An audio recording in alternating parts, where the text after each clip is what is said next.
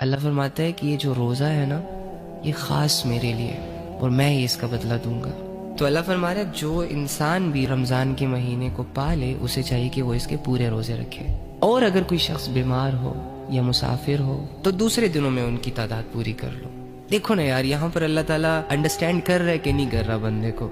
یعنی اللہ رب العزت ایک طرف کہہ رہا ہے کہ بھوکے رہو، پیاسے رہو، اور دوسری طرف ان لوگوں کا احساس کر رہا ہے جو بیمار ہے، جو مسافر ہے. یعنی اس زمانے میں اگر سوچا جائے تو آج کل تو گاڑیاں ہیں، گرمیوں میں اے سی لگا ہوتا ہے، سردیوں میں ہیٹرز لگے ہوتے ہیں، لیکن اس وقت جو سفر ہوتا تھا وہ بہت مشکل ہوتا تھا. لوگ گدھوں گھوڑوں پہ سفر کیا کرتے تھے، تپتی ریت پر، دھوپ پر، چٹانوں پر چڑھا کرتے تھے. تو ظاہری سی بات ہے اتنی ٹف سچویشن میں 2 کلومیٹر چلنے کے بعد زبان باہر آ جاتی ہے پیاس سے. اگر پینے کو کچھ ملے نا تو جان حلق تک آ جاتی ہے. تو اللہ احساس کر رہا ہے نا مسافروں کا. اللہ کو پتہ ہے نا کہ سفر میں کیا حال ہوتا ہے. دیکھو اللہ کیسے جان رہا ہے انسان کی فیلنگز. تو مسافروں پر روزہ معاف کر دیا کہ اگر کوئی ضروری سفر ہے اٹس اوکے، نو پرابلم، آپ کے پاس آپشن ہے، چاہے تو آپ روزہ اسکپ کر دو. لیکن بعد میں پھر اس کی قضا بھی کرنی ہے رمضان کے بعد، جب تم ایزی ہو جاؤ، جب تم ریلیکس ہو جاؤ. اور بیماروں کو بھی دیکھو اللہ تعالیٰ کیسے انڈرسٹینڈ کر رہا ہے کہ بیماری میں انسان بہت کمزور ہو جاتا ہے. جنہوں نے بیماریاں گزاری ہیں انہیں پتا ہوگا، میڈیسن لینی پڑتی ہے، صحت کو مینٹین رکھنے کے لیے ڈائٹ لینی پڑتی ہے. تو اللہ تعالیٰ کر رہا ہے نا انڈرسٹینڈ بندے کو، بندے کی سچویشنز کے مطابق. ہمارا رب تو جیتا جاگتا ہے، دیکھتا ہے، سنتا ہے، سمجھتا ہے، ساتھ ہے.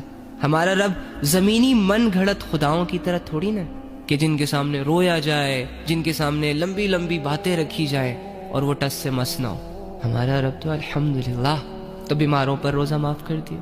اب دیکھو نا اس میں آپ کو اللہ کی محبت نظر نہیں آ رہی، یہ چیز فیل نہیں ہو رہی کہ اللہ انسان کو انڈرسٹینڈ کرتا ہے، انسان کو تنہا نہیں چھوڑتا، بے بسی میں اس کا ساتھ دیتا ہے، اسے برڈنائز نہیں کرتا، اس پر کوئی بوجھ نہیں ڈالتا.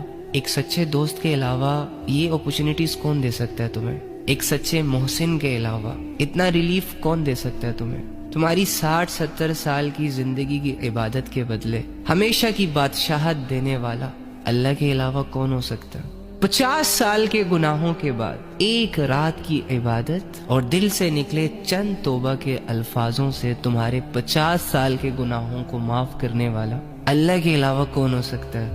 لیکن ایکچولی میں نا ہم بس اپنی اس زندگی کو لے کر جج کرتے رہتے ہیں. بڑے ججمنٹل لوگ ہیں ہم یار، غلط آبزرو کرتے ہیں ہم. حالت خراب ہے تو سمجھتے ہیں کہ جیسے سب کچھ ہی خراب ہے، اب زندگی میں کچھ بھی اچھا نہیں رہا. ابے یار تیرا رب تیرے ساتھ ہے، تو اپنے رب کے تعلق کو مینٹین کر کے رکھ. دنیا اجڑتی ہے تو اجڑنے دینا، تیرا لینا دینا ہی کیا ہے اس دنیا سے؟